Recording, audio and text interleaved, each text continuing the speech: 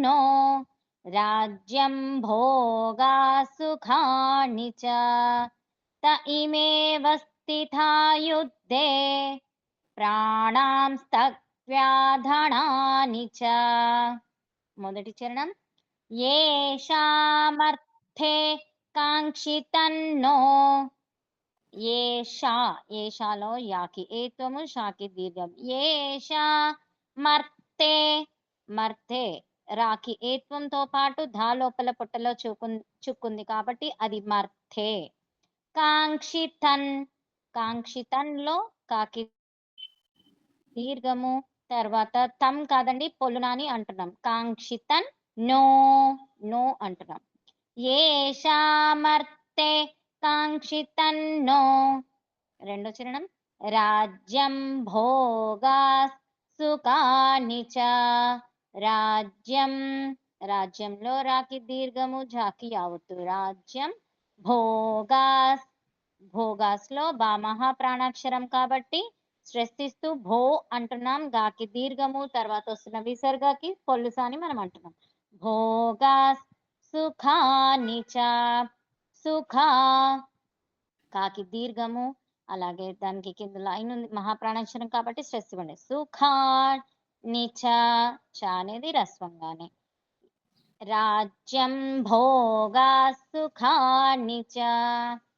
ఏషామర్థే కాంక్షితన్నో రాజ్యం భోగా సుఖాని చ. మూడో చరణం. త ఇమేవ స్థితా యుద్ధే. త ఇమే, త ఇమేలో మేకి ఏత్వం. త ఇమే వస్థితా, వస్థితా స్థిత అంటున్నాం. సి కింద ధా లోపల పొట్టలో చుక్కుంది కాబట్టి అది తా అంటున్నాం. స్థితా తాకి దీర్ఘం. స్థితా యుద్ధే, యుద్ధేలో ధాకి ఏత్వంతో పాటు కింద ధా ఒత్తు కాబట్టి యుద్ధే. త ఇమేవ స్థితా యుద్ధే. నాలుగో చరణం. ప్రాణం స్తక్, స్తక్ అంటే త్యక్త్వా, త్యక్త్వా ధనాని చ. ప్రాణం పాకి దీర్ఘంతో పాటు రావత్తు, అనాకి దీర్ఘం. ప్రాణం త్యక్త్వా, త్యక్త్వా అంటే సాకి తావత్తు యావత్తు ఉంది, కాకి దీర్ఘంతో పాటు తావత్తుతో పాటు వావత్తు. త్యక్త్వా ధనాని చ. ధనా లో ధ మహాప్రాణాక్షరం శ్రెస్ ఇవ్వండి, నాకి దీర్ఘం. ధనాని చ. ప్రాణం త్యక్త్వా ధనాని చ. త ఇమేవ స్థితా యుద్ధే ప్రాణం త్యక్త్వా ధనాని చ. పూర్తి శ్లోకం.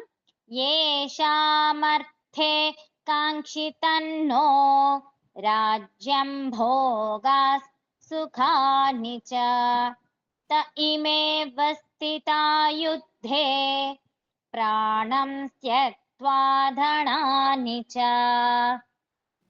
ఏషామర్థే కాంక్షితన్నో రాజ్యం భోగా సుఖాని చ. త ఇమేవ స్థితా యుద్ధే ప్రాణం త్యక్త్వా ధనాని చ. దీని యొక్క అర్థం ఏంటంటే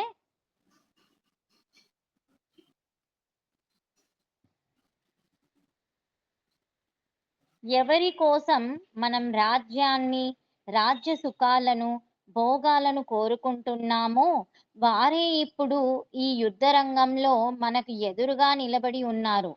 వారు తమ ప్రాణాలను, సంపదలను త్యజించడానికి సిద్ధంగా ఉన్నారు అని అంటున్నారండి. అంటే ఈ శ్లోకంలో అర్జునుడు తన మనోవేదను చెప్తున్నాడన్నట్టు, వ్యక్తపరుస్తున్నాడు. అర్జునుడు యుద్ధ రంగంలో తన బంధువులను, గురువులను, మిత్రులను, అలా స్నేహితులని అందరినీ చూస్తున్నాడు కదా. రాజ్యాన్ని గెలుచుకోవడం, సంపదను పొందడం, సుఖాలను అనుభవించడం ఇవన్నీ సాధారణంగా మనిషి కోరుకునే విషయాలే. కానీ అర్జునుడికి ఆలోచన ఏమిటంటే ఈ రాజ్యం ఎవరితో కలిసి అనుభవించాలి, ఈ సుఖాలు ఎవరితో పంచుకోవాలి అనేది తన ఆలోచన. తనకు ప్రియమైన వారే యుద్ధంలో మరణిస్తే, వారు లేకుండా పొందే రాజ్యం తనకెందుకు? అనేది అంటున్నాడు. అందుకే అర్జునుడు శ్రీకృష్ణుడితో ఇలా అంటున్నాడు. వారి కోసమే మన రాజ్యాన్ని కోరుకున్నాం. వారి కోసమే సంపదను, సుఖాలను కోరుకుంటున్నా. కానీ ఇప్పుడు వారే మనకు ఎదురుగా యుద్ధానికి నిలబడ్డారు. వారు లేకపోతే ఆ రాజ్యం, సంపద, సుఖాలు నాకు అవసరం లేదు అంటున్నాడు చూడండి. అంటే ఎదురుగా యుద్ధంలో వారందరినీ, తనకు కావాల్సిన వారందరినీ చూడగానే నేను చేస్తుంది ఎందుకోసం? ఈ రాజ్యం, సంపద, సుఖాలు ఇవన్నీ నాకు వచ్చి నేను ఎవరితో అనుభవించాలి? ఇవన్నీ ఎవరి కోసం? అని ప్రశ్నిస్తున్నాడు. అలాగే నేను నాకు ఇవన్నీ సాధారణమైన మనుషుల యొక్క కోరికలు అని అంటున్నాడు. ఇవన్నీ చేసి నాకు ఎవరూ లేకపోతే ఎందుకివి? నాకవసరం లేదు అని అంటున్నాడు. అంటే ఈ శ్లోకంలో అర్జునుడు మనస్సులో 3 ముఖ్యమైన భావాలు కనిపిస్తున్నాయండి. అంటే రాజ్యం మీద ఆసక్తి తగ్గడం, తన బంధువులను కోల్పోయి పొందే రాజ్యం తనకు విలువ లేదని అర్జునుడు భావిస్తున్నాడు. భోగాలపై విరక్తి, అంటే ప్రియమైన వారు లేకుండా భోగాలను అనుభవించడం దానికి అర్థమేముంది అని అంటున్నాడు. బంధుత్వ భావం, అంటే యుద్ధ రంగంలో ఉన్న వారిని శత్రువులుగా కాకుండా తన వారిగా చూస్తున్నాడు ఆయనే అక్కడ. ఆ యుద్ధంలో శత్రువులాగా చూడట్లేదు వాళ్ళని. బంధువులాగా చూస్తున్నాడు.